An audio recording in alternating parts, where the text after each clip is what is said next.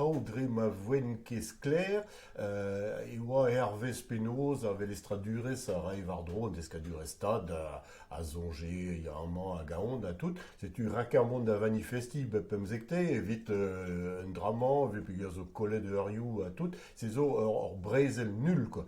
Hag bremañ, e c'hellom lakat tout on ers hag on startigen da a zevel ben ar fin un dazon evit oriezou hag an re zo a bouez. Evit istor an entilde an traoù zo skler hag ar procureur e roazon, procureur dirag a lezarn galv e roazon ma lakaat den un doar eskler, ma ave eskler a lezen, e ben ni a raio pez a lar a lezen, setu tout, setu dor da jach a lezen, ma peus oan, e ya fe ar justice da heul. A mat pel zo, hag an traoù zo skler, peogwir, bon, just ar justice ne ket a du pe a inde par oazandek, ar justice a lar, a lezen zo gise, a ni a da heul.